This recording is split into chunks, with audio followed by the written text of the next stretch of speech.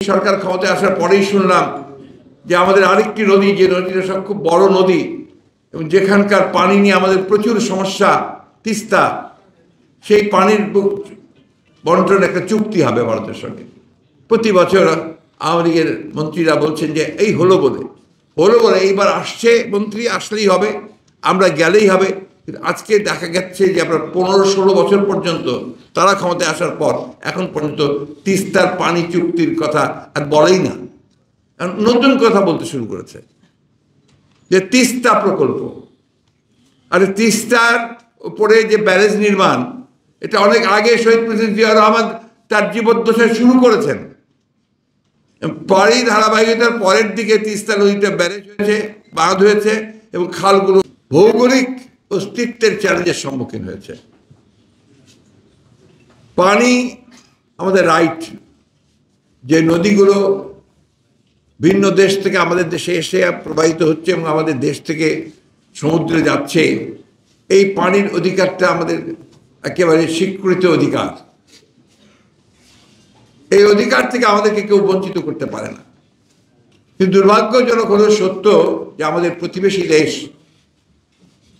যারা আমাদের বন্ধু দেশ হিসাবে অত্যন্ত ঘনিষ্ঠ বলে আমরা সবাই মনে করি, সেই দেশ আমাদেরকে সেই পানির ন্যায্য হিস্সা যেটা আমরা পাই, সেটা থেকে কিন্তু আমাদের ক্রমাগত বঞ্চিত করে আসছে। প্রথম বঞ্চিত করেছে যেটা নিয়ে মৌলানা আব্দুল হামিদ খান ভাসানী তীব্র আন্দোলন করেছিলেন এবং ফারাক্কার অর্থাৎ গঙ্গা নদীর পানি নিয়ে ফারাক্কা ব্যারেজ করে সেই ফারাক্কা মুভমেন্ট করেছিলেন আমাদের মৌলানা আব্দুল হামিদ খান ভাসানী সাহেব। এবং তখন আমাদের এই শহীদ প্রেসিডেন্ট জিয়াউর রহমান, যার কথা আপনারা সবাই বলছেন, যাকে আমরা সবাই জানি, যিনি আমরা যাদেরকে হৃদয়ে ধারণ করি, এই মানুষটি কিন্তু সেদিন ফারাক্কার বিষয় নিয়ে জাতিসংঘে পর্যন্ত গেছেন। এবং শুধু তাই নয়, তিনি ভারতের প্রধানমন্ত্রী মোরারজি দেশাইকে তিনি সেদিন কনভিন্স করতে সক্ষম করে হয়েছিলেন যে অন্তত 44,000 কিউসেক পানির তাকে দিতে হবে এবং একটা গ্যারান্টি ক্লজ তিনি সেখানে সংযোজন করেছিলেন, যেটা অন্য কোনো সময় কোনো চুক্তিতে করা সম্ভব হয়নি। প্রিয় বন্ধুগণ, এই পানির ব্যাপারটা আমি এই জন্য বলছি যে আমরা এটা নিয়ে বহু খেলা হচ্ছে। আমরা এই সরকার ক্ষমতায় আসার পরেই শুনলাম যে আমাদের আরেকটি নদী, যে নদীটা সব খুব বড় নদী এবং যেখানকার পানি নিয়ে আমাদের প্রচুর সমস্যা, তিস্তা, সেই পানির বন্টন একটা চুক্তি হবে ভারতের সঙ্গে। প্রতি বছর আওয়ামী লীগের মন্ত্রীরা বলছেন যে এই হলো বলে এইবার আসছে, মন্ত্রী আসলেই হবে, আমরা গেলেই হবে। আজকে দেখা যাচ্ছে যে আপনার 15-16 বছর পর্যন্ত তারা ক্ষমতায় আসার পর এখন পর্যন্ত তিস্তার পানি চুক্তির কথা আর বলেই না, নতুন কথা বলতে শুরু করেছে যে তিস্তা প্রকল্প। আর তিস্তার উপরে যে ব্যারেজ নির্মাণ, এটা অনেক আগে শহীদ প্রেসিডেন্ট জিয়াউর রহমান তার জীবদ্দশায় শুরু করেছেন। পরেই ধারাবাহিকতার পরের দিকে তিস্তা নদীতে ব্যারেজ হয়েছে, বাঁধ হয়েছে এবং খালগুলো আপনার এখন অনেকগুলো কাজে দেয়। তো সেই প্রকল্প নিয়ে এখন কথা বলছেন, তার আগে আপনি তিস্তার পানি চুক্তিটা তো চূড়ান্ত করবেন। সেই পানি চুক্তি চূড়ান্ত না করেই কখনো বলছে চীন আমার তিস্তা প্রকল্পে সহযোগিতা করতে চায়, আবার কয়েকদিন আগে শুনলাম ভারত সহযোগিতা করতে চায়। আমার কাছে বিষয়টা কিছুটা আপনার বিস্ময়কর মনে হয়েছে, কিছুটা রহস্যজনক মনে হয়েছে। কারণ যার কাছ থেকে আমি পানি পাই না, সে আবার আমার তিস্তা প্রকল্পের সহযোগিতা করবে কিভাবে, এটা আমার মাথায় আসে না। যাই হোক, এটা ওনারা ভালো বোঝেন, ওনারা জবাব দেবেন। আপনার কিছু এটার মধ্যে আপনার এই যে বইয়ের মধ্যেই আপনার প্রবন্ধের মধ্যেই আছে ফেনী নদীর কথা। ফেনী নদী থেকে একতরফা পানি তুলে নিয়ে চলে যাচ্ছে, সরকার শব্দটা পর্যন্ত করে না।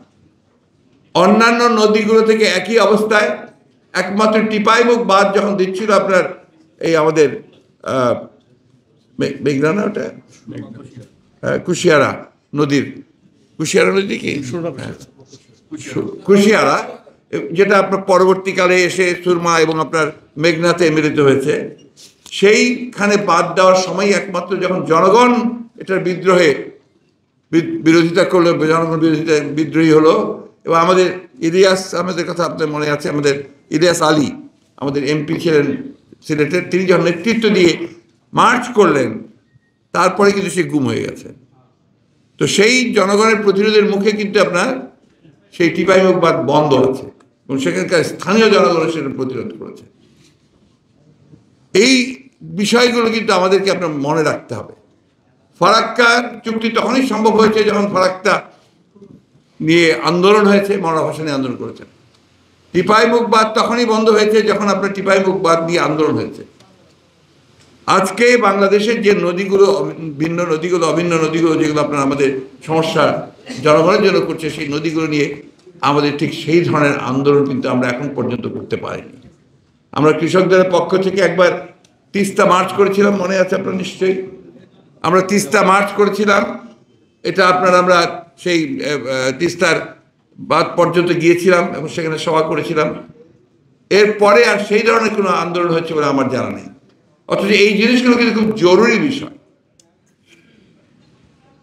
এই বিষয়টা নিয়ে কৃষকদল চিন্তা করতে পারে এবং সেইভাবে তার প্রত্যেকটা নদী, যে নদীগুলো আছে সেই নদীগুলোতে ব্যাপারে স্থানীয় মানুষদের নিয়ে সঙ্গে সঙ্গে যারা ভুক্তভোগী হবে, যারা এটা ভিকটিমস হবে, তাদেরকে সংগঠিত করে আন্দোলন গড়ে তোলা যায়। আন্দোলন না করলে তো কিছুই পাওয়া যাবে না। এবং আমাদের সরকার যারা এখন আছে, যে সরকার আছে, এই সরকার তো পুরোপুরিভাবে তাদের উপরেই মুখাপেক্ষী।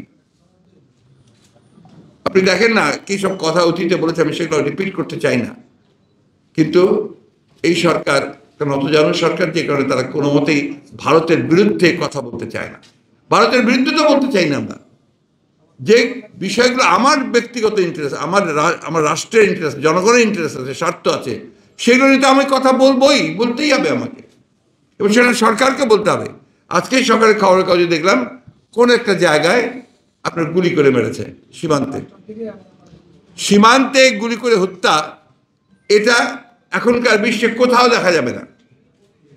আপনার যদি কেউ সীমান্ত টেস্ট পাস করে, তাকে গ্রেপ্তার করতে হবে, তার বিরুদ্ধে ব্যবস্থা নেবে, আইন আছে, সব কিছু ব্যবস্থা ক্রমাগতভাবে কিন্তু এই হত্যা করে যাচ্ছে এবং সেটা সীমান্তে এই হত্যা চলছেই। বারবার বলা হয়েছে, আসলেই তারা বলে, যখন আপনার ভারতীয় মন্ত্রীরা আসেন বা তাদের কর্মকর্তারা আসেন, এরা বলে যে আমরা আলাপ করেছি, তারা নিশ্চয়তা দিয়েছে এটাকে তারা কমিয়ে নিয়ে আসবে।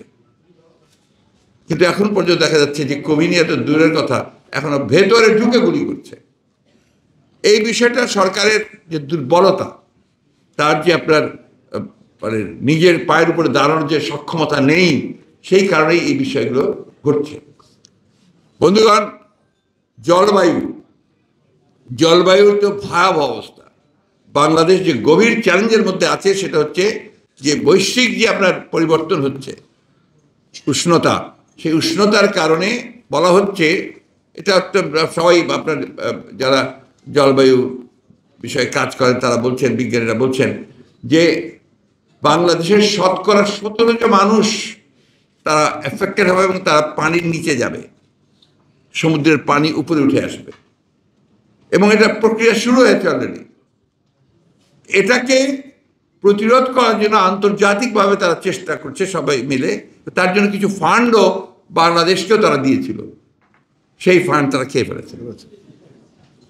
হ্যাঁ, এদের তো আপনার খিদা, এটা শেষ নেই, সর্বগ্রাসী ক্ষুধা, এটাকে আপনার সর্বগ্রাসী ভূখ যেটা বলে আর কি।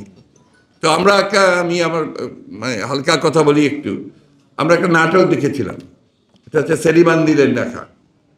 এই নাটকটার নাম ছিল, আমার যতদূর মনে পড়ে, হ্যাঁ না না না এই নাটকটার নাম ছিল, আমার ঠিক নামটা মনে নেই, কিন্তু ওখানকার যে মূল চরিত্র ছিল, সেই চরিত্র সব কিছু খেয়ে ফেলে, আপনার খাচ্ছে, প্রচুর খায়, খেতে খেতে সব শেষ, তখন কাগজপত্র খাওয়া শুরু করেছে, টেবিল খাওয়া শুরু করেছে।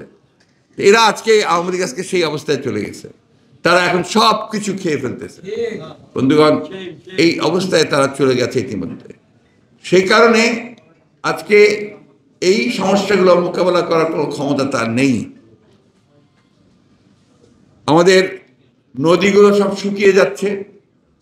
আপনারা দেখেন না, এই সরকার এত মেগা প্রজেক্ট করে, অথচ এই পাশে বুড়িগঙ্গা নদী যেটা সম্পূর্ণভাবে দূষিত, সেই দূষণমুক্ত করবার কোনো প্রকল্প তারা নেয় না, কোনো প্রকল্প নাই। আশেপাশের নদীগুলো সমস্ত দূষিত হয়ে গেছে ঢাকা শহরের। এমনকি আপনার গ্রামাঞ্চলের নদীও এখন দূষিত হওয়া শুরু করেছে, কারণ কোনো পরিকল্পনা নেই, কোনো প্রতিরোধ নেই, কোনো শাসন নেই, যার ফলে যার যা খুশি করছে, ইন্ডাস্ট্রি করে তার সমস্ত ওয়েস্ট বর্জ্য তারা ফেলছে নদীর মধ্যে।